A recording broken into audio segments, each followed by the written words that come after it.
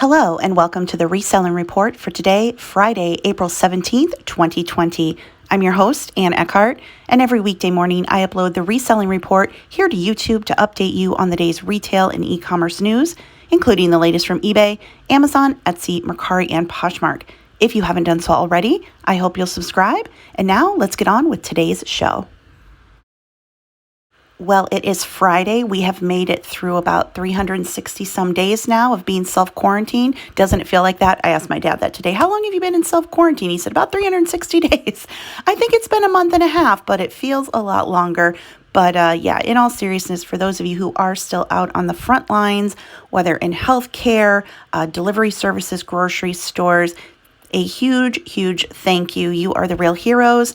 And for people like me who have the luxury of being home and just hanging around the house, I know I, for one, owe you a huge debt of gratitude. So thank you to the frontline employees who are out there right now. For those of us who are at home, normally the weekend, of course, is for sourcing, for reselling. That's not going on right now, but I'm hearing a lot of people get real creative about how to source. People are sourcing online retail arbitrage because a lot of sites are having major clearance sales. Of course, there's wholesale and liquidation, and people are even sourcing locally, advertising on Facebook Marketplace, or even just posting on their own personal Facebook pages that they will gladly take things that people had cleared out of their house that they wanted to donate, that they can't donate right now, and doing porch pickups. So if you are in need of inventory, hopefully you're getting creative in how to source it. As for me, and I think a lot of you, we still have death piles to go through. So that is what I'm sure a lot of us will hopefully be doing this weekend if we are at home, and that is working our reselling businesses. If you still haven't gotten your stimulus check from the government, you might want to go onto their new portal website and see if you are even in the system for a direct deposit. Now, I have been talking about how my dad got his $1,200 stimulus payment directly deposited into his account. I hadn't, and I just assumed, I'm further down on the list. But when I went onto this new portal to check the status of my payment, it said I wasn't in the system for direct deposit. So I had to go through and set that up. I assumed because I did get a refund on my 2018 filings, but that I didn't get a refund, but I paid for last year's filings. But I assumed since I got a refund, in 2018 that I was in the system, but I wasn't. So I did have to go on and do that. Now, know that when you set up, you're going to need your 2018 or 2019 tax filings in front of you so you can put in your gross income, and you're also going to need your check routing and account numbers to sign up for that. So I went through that and it said, okay, great, now you'll get your deposit. So we shall see what happens with that. Also on the stimulus front, the $349 billion for small businesses has already run out. So if you were trying to get one of those rescue loans, that fund is out of money. Now, of course, they are looking at extending those benefits and putting more stimulus packages together. A new bill was introduced the other day to give all Americans $2,000 a month. This is actually what Canada is doing. Most Canadian residents are getting $2,000 a month. I'm not sure on the income levels and whatnot for Canada, but I know some people are. I personally think it would be better to just give people the money directly rather than keep trying to float small businesses, because all they're doing is giving money to a small business who can then put it into a paycheck for their employee versus just giving the employee the money directly. So I don't know. That's my opinion. There's a lot going on every day with the news coming out regarding the coronavirus. New York and other East Coast states have extended their shutdown of non-essential businesses to May 11th. Both Los Angeles, or I believe all of California and all of New York, you now have to wear a mask when you are out and about. Screening tests and vaccines and treatment tests are coming out all the time in trials. There isn't anything official yet in terms of a vaccine or treatment. They are, of course, trying to get the diagnostic tests out. So it's just rough all around. Every business is struggling. And yeah, there really is no good news, I feel like, when it comes to the coronavirus. It just changes every day. But yeah, it looks like, and I think this will follow New York and the East Coast states this May 15th non-essential shutdown. I would assume the rest of the country would want to follow that. Those are the hotspots, and the hotspots are starting to spread. We're starting to see a spike here in Iowa of cases and deaths, very small compared to other parts of the country, of course, because we're smaller. But officials here are warning we're starting to see a spike. So, yep, I could pretty much say we've got at least another month of this. If it's went into June or July, I honestly wouldn't be surprised. Los Angeles has already announced that they can't see concerts or sporting events starting up again until 2021 or 2022. So we've got a long road ahead of us until there's a treatment or a vaccine. Turning now to the reselling sites themselves, and we're going to start with eBay today. According to a post on the e-commerce Bytes blog, eBay subsidizes coupons to spur buyers. Well, doesn't that sound promising?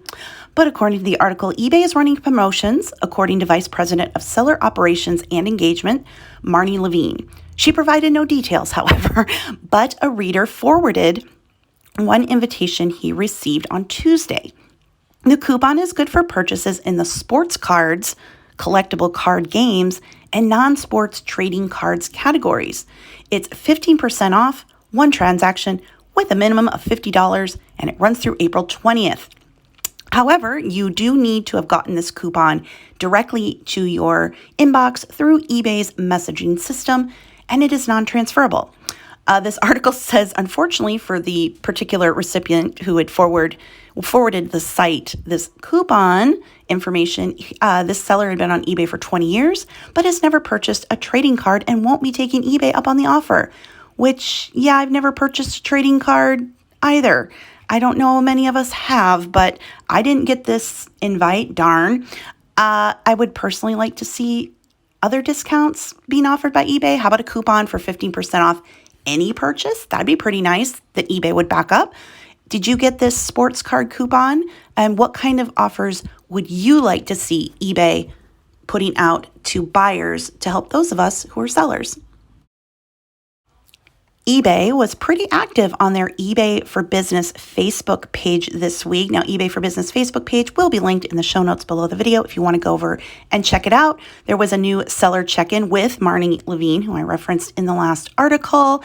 There's also a seller check-in from Stuart, our Senior Director of North America Shipping, talking with gifts. So that's a little thing to listen to. And there's a mini series of stories where they're featuring different eBay sellers. I always think the most interesting parts of these posts that eBay for Business does aren't the original post, but the comment section. You can read what people are saying, and eBay usually is pretty good about replying to these comments. So if you want to see what people are saying directly to eBay and their response to them, you can definitely go over to their page and check out these latest posts. It's pretty interesting. Obviously, people are upset with the deferred payments and returns and fees and the programs that eBay's introduced, not only for sellers, but then giving buyers more time to return items.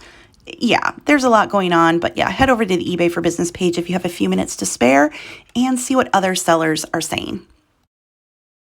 Turning now to Etsy and back over to the e-commerce Bytes blog, a post is entitled, Etsy serves up new TV ads and a guide to help sellers. Etsy is running 2 new TV commercials and published a new guide for sellers to help them during the pandemic. The TV spots are part of Etsy's newest ad campaign, Always Open. A spokesman said it tells the story of how Etsy brings joy to the everyday through the lens of its seller community. These spots come as a quick follow to our recently launched Stand with Small campaign, which reminds buyers that when you shop on Etsy, you're supporting a small business at a time when they need it most. Etsy Chief Marketing Officer Ryan Scott said the company wanted to highlight the heart and soul of the company, the sellers, who are still making one-of-a-kind items right from their homes, items that will bring joy to people when it matters most. The ads feature 14 Etsy sellers from around the world and highlight the craftsmanship of the Etsy community and their passion for making one-of-a-kind products. So they're promoting the artisans the crafters, not sellers of vintage items, but I suppose anything to get people to go to a site is good. So we'll see if this ups Etsy traffic in any way. Etsy also has a new post over in the seller handbook section of their website entitled Marketplace Insights, Emerging Etsy Buyer Behaviors and Trends. Learn what types of products shoppers are looking for now and how we're marketing to buyers during this unprecedented time. As people are adjusting to new schedules and routines, their needs as consumers are also changing. While securing everyday items is a top priority, our marketplace data shows that shoppers are also turning to Etsy for items that bring a little comfort or joy to their days. And with many people now spending significantly more time at home, there's an increased focus on special items that brighten shoppers' living spaces and enhance their new at-home routines. To help you understand and adapt to this evolving retail landscape, we're sharing insights into recent shopping behavior and emerging trends.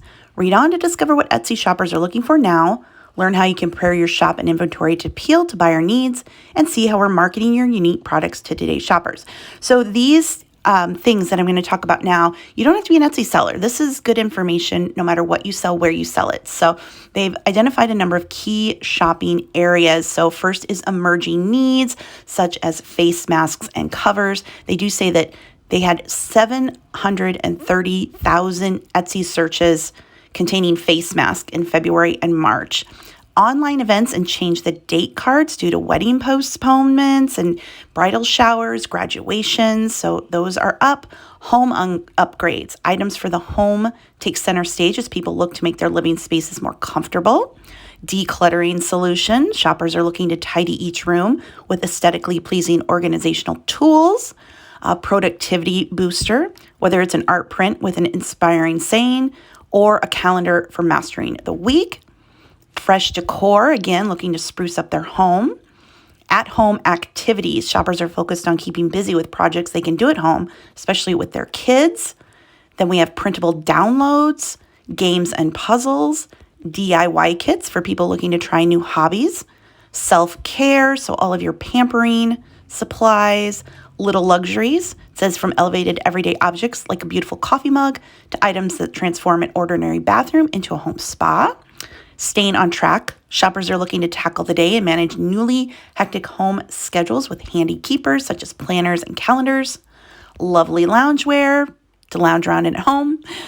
Say something accessories. Shoppers are using small accents like jewelry to dress up an otherwise casual outfit. Gifting occasions, of course, graduations, wedding, Mother's Day, Father's Day, all of these are coming up, and they're going to come up whether the country reopens or not, along with milestone moments, those celebrations, birthdays, anniversaries that continue regardless of whether people are self-quarantined or not. So nice little handbook there to just kind of remind people what is going on right now in terms of shopping habits. Of course, normally a lot of us would be focused on selling summer clothing, things to get ready for travel for the summer. Those things aren't going to happen this year. Well, I mean, people will wear summer clothing, but travel won't happen. People won't probably need as many cute outfits to go on vacation with. So you got to change your focus. So this is a nice long post here about things to think about selling, like I said, not just on Etsy, but any reselling site.